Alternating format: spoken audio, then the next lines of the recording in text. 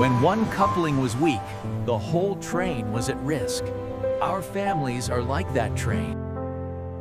वचन की गूंज पवित्र परिवार का पर्व। भाइयों, पवित्र परिवार के इस पर्व पर वचन हमसे एक तीखा सवाल पूछता है। किसे परवाह है? जब सब्र खत्म हो रहा हो तो बच्चों की परवाह कौन करता है? जब ताकत खत्म हो जाए तो बूढ़े माता पिता की परवाह कौन करता है? जब कोई परिवार धीरे धीरे टूटने लगे तो किसे परवाह है? धर्म ग्रंथ का जवाब आसान और मुश्किल है। पवित्र परिवार परवाह करते हैं। सुसमाचार हमारे सामने जोसेफ को रखता है, एक मजबूत आदमी जिसका दिल मजबूत हो। सुसमाचारों में उसके शब्द कभी दर्ज नहीं हैं, लेकिन वे उसकी बात मानने को याद रखते हैं। वह सुनता है, वह उठता है, वह चलता है। मैरी को अपनी पत्नी बनाने से मत डर। जोसेफ उसे अपने साथ ले गया। उठो बच्चे और उसकी मां को लेकर मिस्र भाग जाओ। जोसेफ रात में उठा। उठो बच्चे और उसकी मां को लेकर इज़राइल लौट जाओ। जोसेफ चला जाता है। वह पूरा नक्शा नहीं मांगता, उसे बस अगला कदम मिलता है। बस इतना ही काफी है। वह अपनी वर्कशॉप छोड़ देता है, अपनी सड़कें, अपनी सिक्योरिटी। वह एक छिपे हुए मिशन में कदम रखता है। यीशु का गार्डियन, मैरी का प्रोटेक्टर।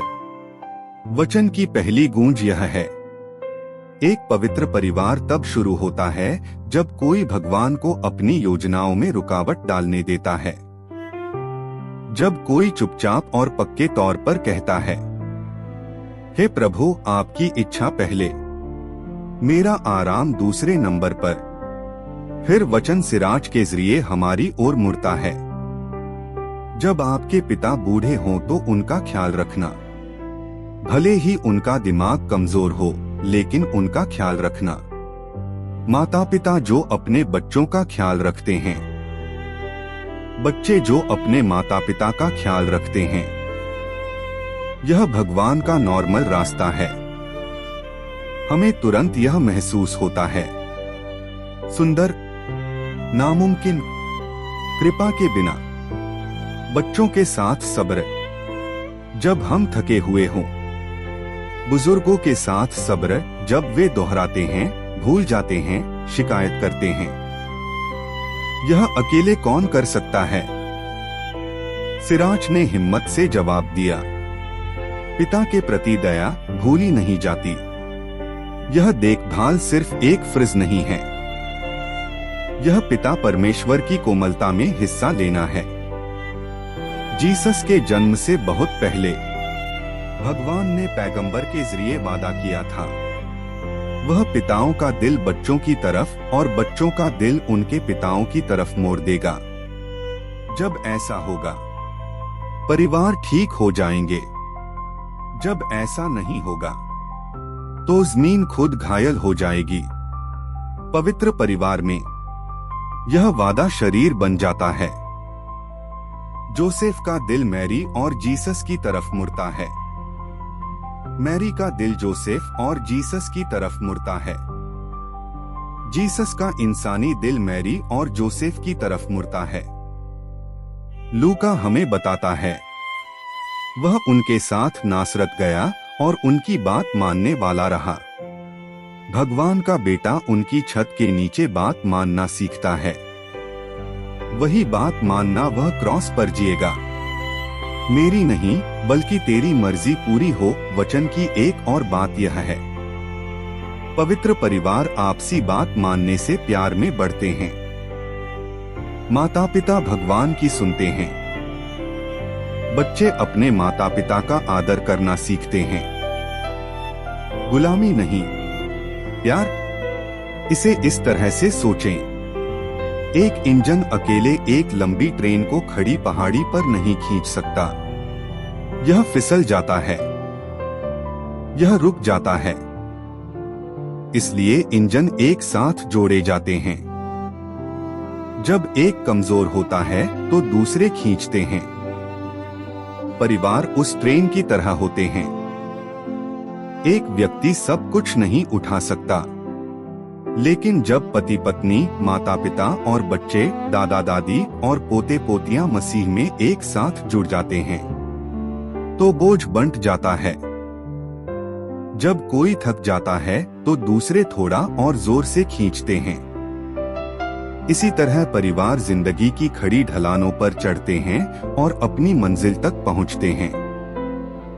भगवान ने तैयार किया है। इस तरह वचन ठोस हो जाता है। यही उम्मीद है। अकेले सफर न करें। माता पिता चुपचाप सब कुछ उठाने के बजाय मदद मांगे। बच्चे मांगने से पहले मदद की पेशकश करें।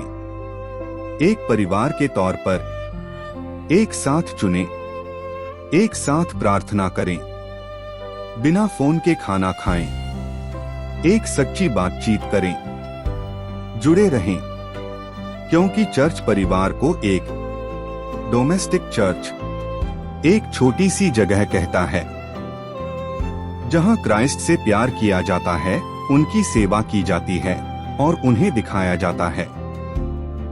जैसे परिवार चलता है वैसे ही चर्च चलता है, वैसे ही दुनिया चलती है।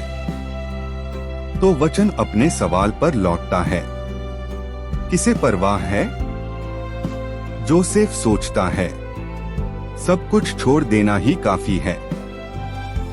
मैरी सोचती है हाँ कहना ही काफी है और क्रॉस पर खड़ा होना।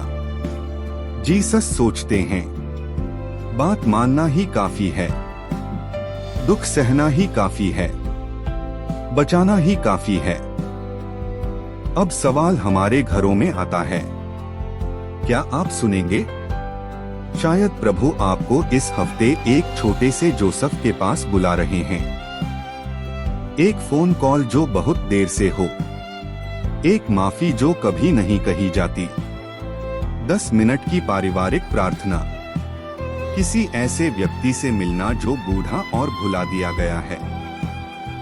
इस तरह के छिपे हुए कदम कैसे आम परिवार, पवित्र परिवार बन जाते हैं। आइए प्रार्थना करें। प्रभु यीशु, हमारे परिवारों को अपने पवित्र परिवार की झलक बनाओ। हमें जोसेफ की तरह आज्ञा मानना, मैरी जैसा विश्वास और पिता को हाँ कहने की हिम्मत दो। हमारे दिलों को एक दूसरे की तरफ मोड़ो। हमें अपने प्यार से एक दूसरे की देखभाल करना सिखाओ, ताकि हमारे घर छोटे चर्च बन जाएं जहां तुम्हें प्यार किया जाए और दिखाया जाए। आमीन।